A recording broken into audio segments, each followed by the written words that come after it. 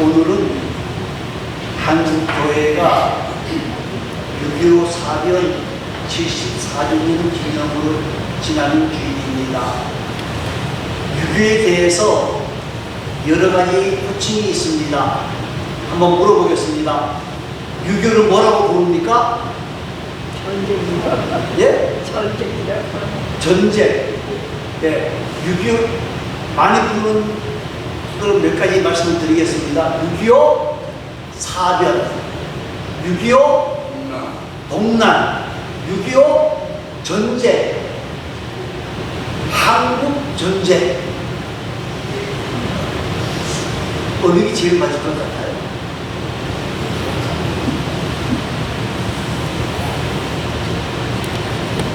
어느 게 제일 맞을 것 같아요? 6.25 동란? 6.25 동란. 사변이라는, 우리가 옛날 예, 사변으로 배웠죠, 그죠? 사변. 사변이 뭡니까? 큰 병고나 난리를 말하는 것이, 이 사변이라는 말은 선전포고 없이 일으킨 전쟁을 의미한다는 거예요. 그런데 6.25 사변이라는 말이 90년대로 확 바뀝니다. 뭐로 바뀌죠? 네? 한국 전쟁으로 바뀝니다.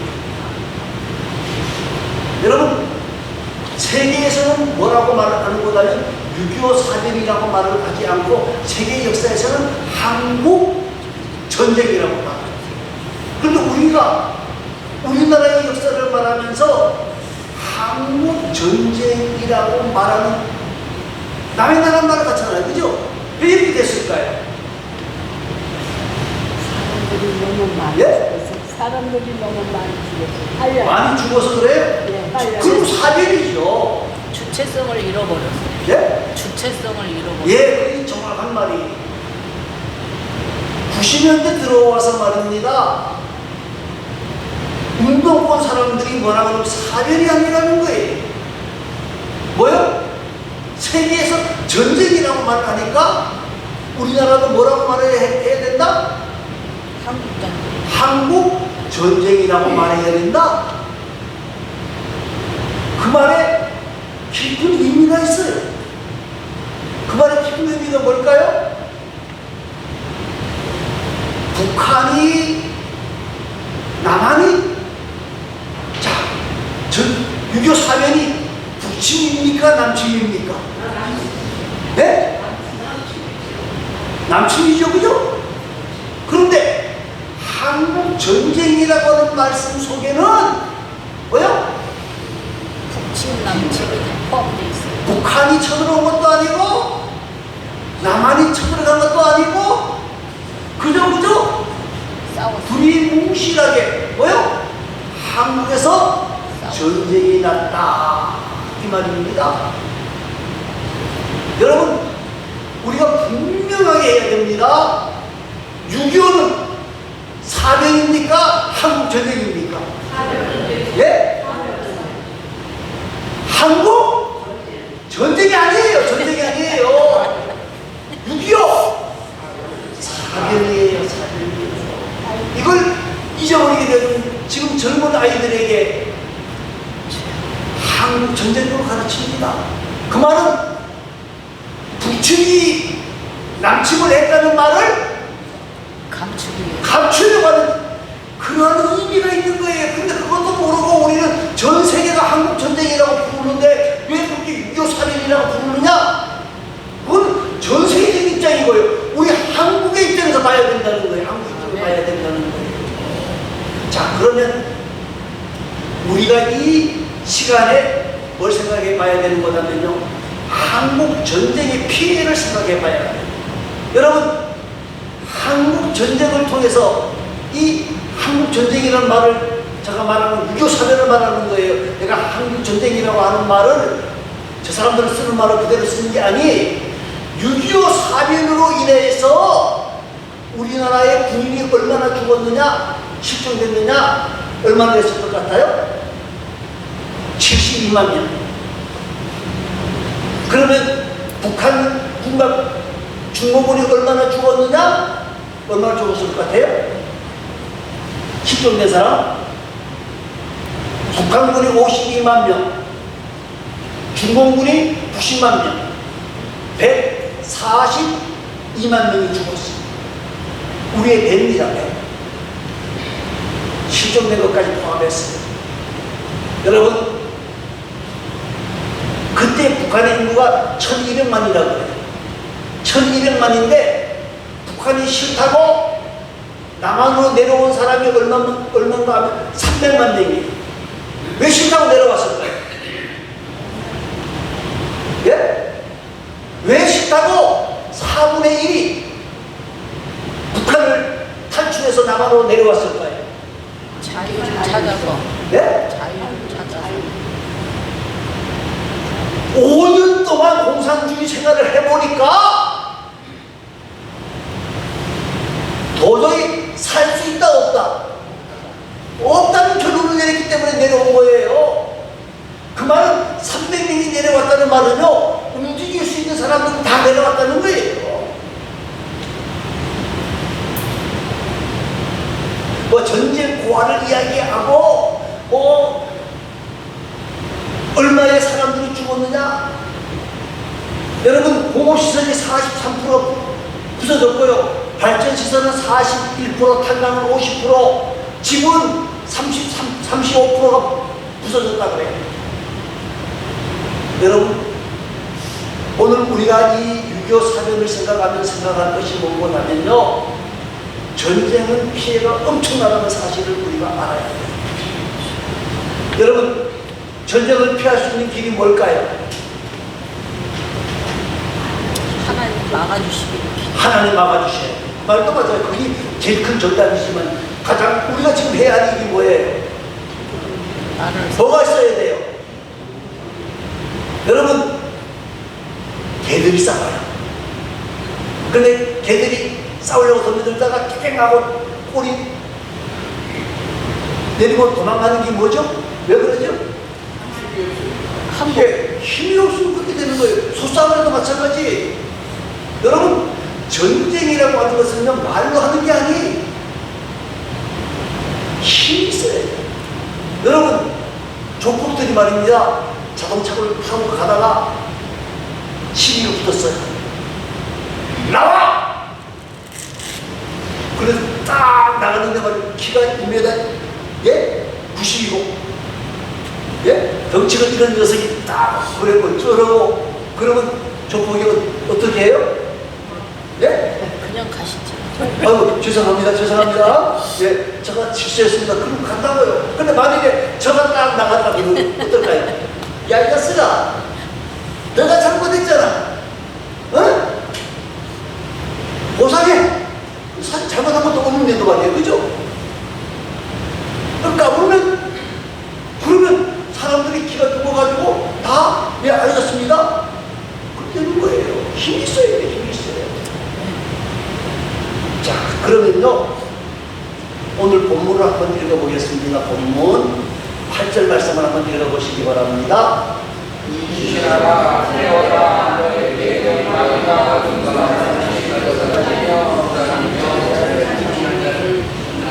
지금 뭐하라 그랬어요? 지금은 깨어라. 근신하라. 그 다음에 깨어라. 베드로 사도가 자주 사용하는 말이에요. 베드로 4장, 전서 4장 7절 말씀에도 만물이 마지막에 가까웠으니 그러므로 너희는 정신을 차리고 근신하여 깨어 뭐하라? 기도하라. 여러분, 저는 왜 이 말씀을 하는 것 하면요, 지금 우리 대한민국의 현실에 맞는 교훈이 뭐냐면 근신하고 깨어 있어야 되는 거예요. 왜요?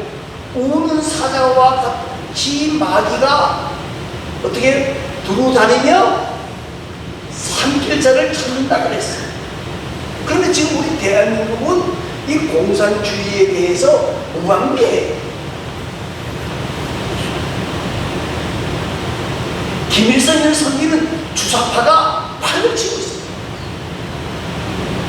여러분, 세상 사람들은 그럴 수도 있다고 봐요.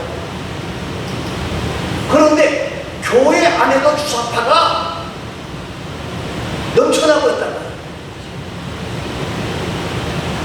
자, 여러분, 교회 안에서 하나님을 섬긴다고 말하면서도 김일성이를 찬양하고 좋아하는 주사파, 이 사람들이 정말 예수 믿는 사람들인가? 한번 생각해 볼 필요가 있습니다. 정말로 하나님을 섬기는 사람들이라 그러면 유물론을, 하나님을 없다고 말하는 공산주의를 지지할 수 있습니까? 없습니까? 예? 없는 게 당연한데도 그게 좋다는 거예요. 근데 주상한 얘기는 거기에 목사 장로들이 더 많아. 정말 정신 차려야 되는 거예요. 여러분, 우리가 말입니다, 우는 사자와 같이 두루다니며 삼킬자를 찾는다는 이 말씀을 우리가 한번 생각해 봐야 해요. 공산주의는 언제 어느 때나 우리를 넘어뜨리려고 한다는 거예요. 자, 그러면 공산주의에 주장하는 몇 가지 사건들을 이야기해 볼게요. 여러분, 공산주의라고 하는 것은 일단 독재입니다. 독재. 우리나라 데모하는 사람들이 옛날에 제일 많이 데모했던 게 뭐죠? 독재 타도. 독재 타도. 그런데 독재는 어디서 일어나느냐? 공산주의에서 일어나요. 여러분, 북한에 노동당하고 다른 당이 있습니까? 있긴 있어요. 형식적으로. 일당 독재입니다. 일당 독재. 여러분, 민주를 좋아합니다. 우리 대한민국 민주주의 좋아하죠, 그죠? 우리 대한민국이 좋아하는 민주는 자유민주주의예요. 북한은 인민민주주의. 사회민주주의. 민주라는 말은 안 받아요. 여러분, 지난번에 우리나라에서 뭐 헌법 개정을 이야기한다고 하면서 발의하는 사람들이 뭘 발의해요? 우리나라 헌법에 자유는 민주자유라는 말이 있습니다. 자유민주주의라는 말이, 자유를 빼자는 거예요. 그 말은 공산주의 하자는 말이에요. 속지 말아요. 공산주의는요, 모든 사유 재산 제도가 척배되어집니다. 모든 것이 당과 정부의 것이, 그래 공평하게 나누자는 이론이에요. 그런데 이론은 맞아요. 공평하게 나눈다. 나라가 책임진다는 거예요. 사회주의. 근데 공평하게 나누어집니까? 여러분, 언론의 자유가 없어요. 언론의 자유가. 사람들이 언론의 자유를 달라고 그래요. 언론의 자유가 없다는 거예요. 직장 선택의 자유가 없어요. 왜요? 모든 게 나라 거니까. 누가 배정을 해요? 나라가 배정을 해요. 나라가. 너 여기 가. 그럼 가야 돼. 여러분, 여행의 자유도 없어요. 요사이 우리 한국 사람들이 외국 여행을 너무너무 자주 간다고 그러는데, 북한에서는 여기서 이쪽 가는데 뭐가 있어야 돼요? 여권이 있어야 돼요? 네? 여행증이 있어야 돼요. 여행증이 있어야 돼요. 같은 나라에서, 같은 도에서 여기서 춘천을 가도 여행증 영서가 있어야 돼요. 여행 자유가 없어요. 인민은 노예라고 생각하는 거예요. 물질 생산의 도구라고 생각하는 거예요. 모두가 평등하고 평등하다 말하지만은 공산주의자들은 말입니다, 실패했어요. 공산주의자들이 성공한 거 딱 하나 있어요. 뭘까요? 공산주의자들이 성공한 게 뭘까요? 정치, 경제, 외교, 문화. 뭐가 성공했을 것 같아요? 잘생겼어. 군사밖에 성공한 게 없어요. 싸움하는 무기는 잘 만드는 건 안 돼. 많이 만들어 놓은 것밖에 없어요. 경제도 실패했고, 그래서 전 세계에서 지금 공산주의가 일어난 지가 1917년에 일어났어요. 1917년. 100년밖에 안 됐어요. 100년 조금 지났어요. 그런데 전 세계에서 제일 못 사는 나라를 들려고 그러면 어디요? 공산주의 국가. 공산주의 국가예요. 공산주의 국가예요. 공산주의 국가에서 그 제일 잘 사는 나라가 중국이에요. 중국이에요. 여러분, 인간의 자유를 완전히 박탈해버리는 거예요. 생각해보세요. 여러분, 모든 것이 다 나라 거라는 말은 내게 있다는 말이 없다는 말이에요. 예? 내게 없어요. 사유재산. 여러분, 사람들이 열심히 일하는데 열심히 일해도 받는 월급이 똑같아. 그러면 열심히 일할까요? 안 할까요? 여러분, 어떤 분이 그러더라고요. 나는요, 시집을 잘못 왔어요. 왜 잘못 왔냐니까, 우리 집이 장사를 하는데 어떻게 해요?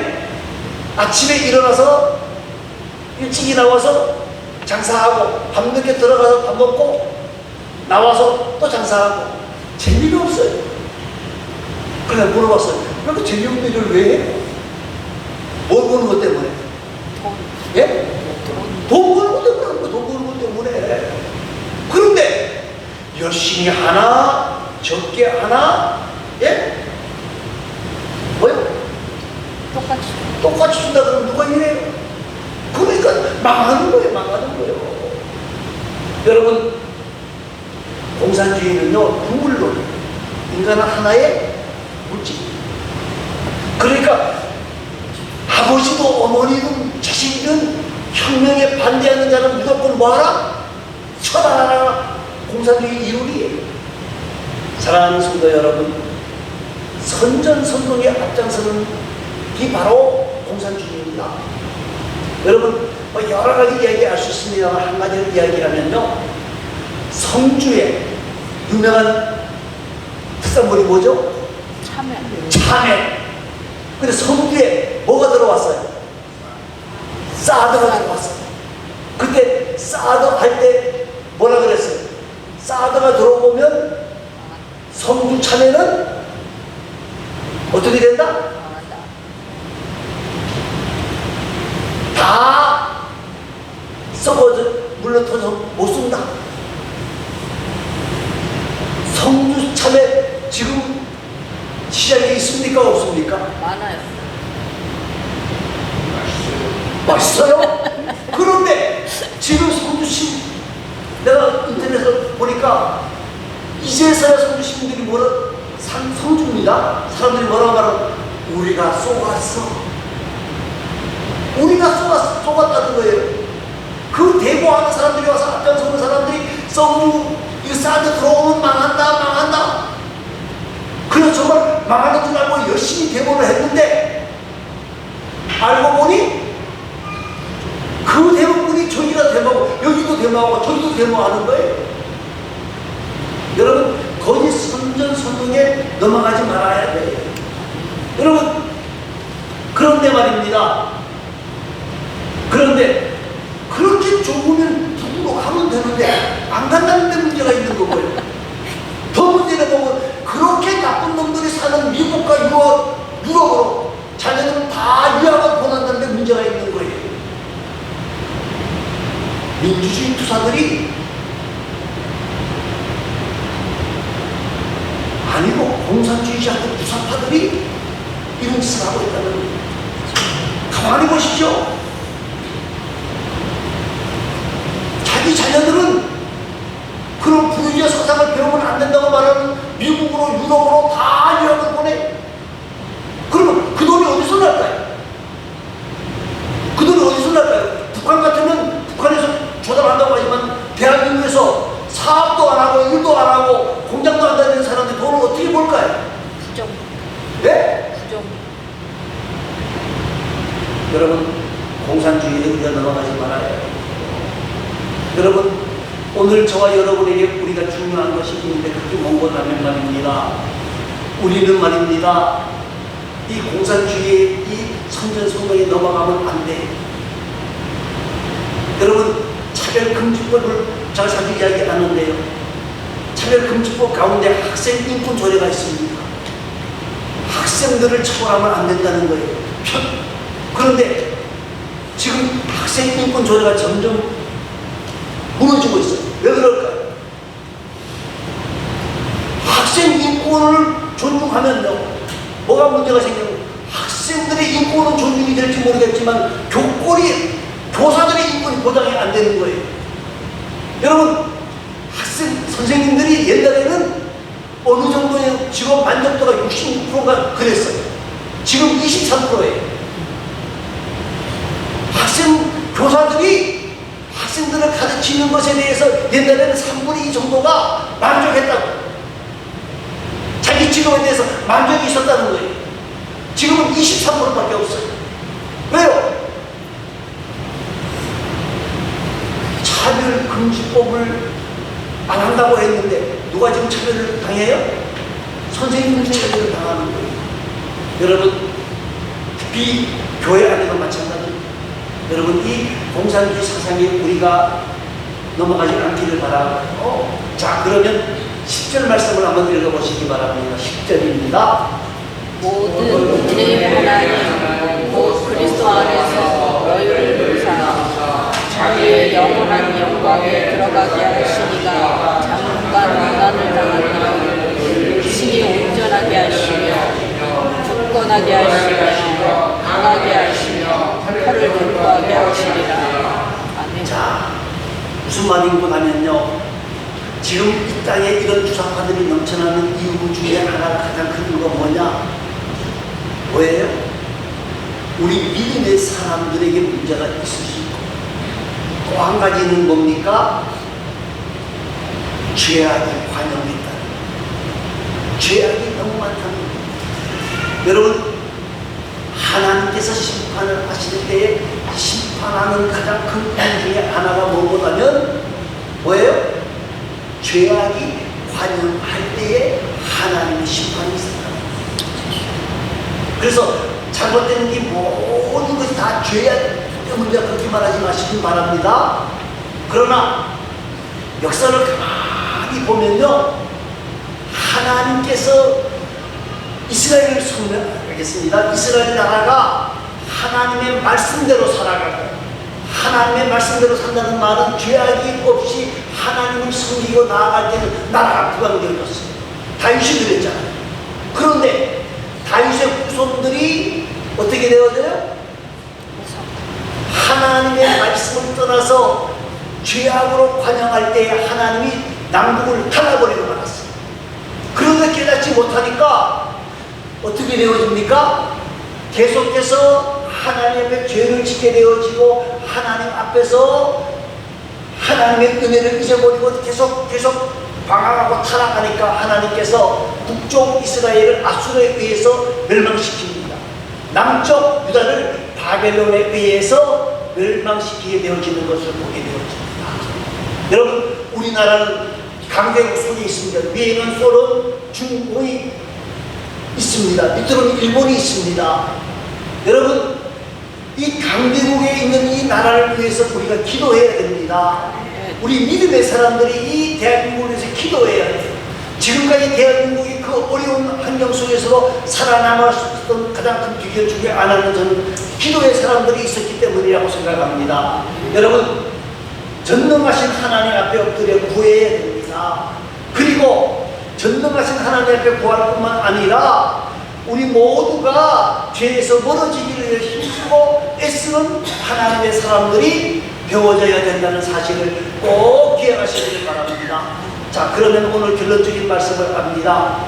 우리는 이 유교를 사변을 생각하면서 유교 사변을 통해서 우리를 도우신 하나님의 은혜를, 우리를 도우신 하나님의 은혜뿐만이 아니라 우리를 도와주었던 우방의 나라들의 은혜를 잊지 말아야 되는 거예요.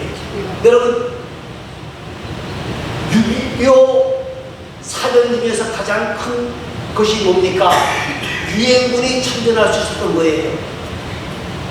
여러분, 우리가 잘 아는 겁니다만은요, 유엔군을 파병하려고 하면 유엔 안보리에 있는 이사국 5개 나라가 찬성을 해줘야 돼.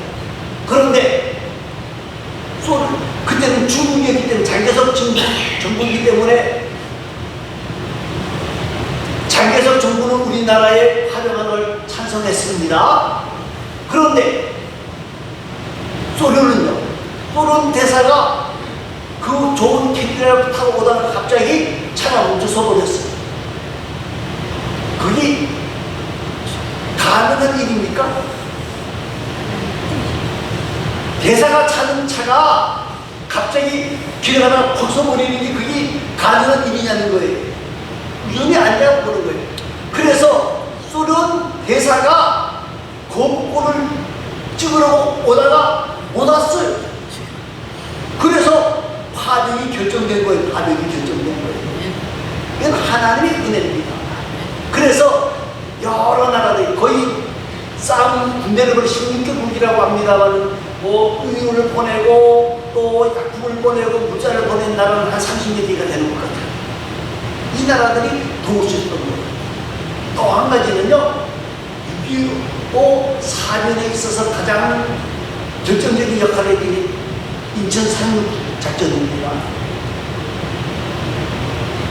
50년 9월 15일 날 전쟁 시작한 지 2개월 만에 낙동강만 남았는데 6월달, 7월, 8월 지나고 난 뒤에 2달 지나고 9월 15일 날 인천 상륙 작전을 합니다.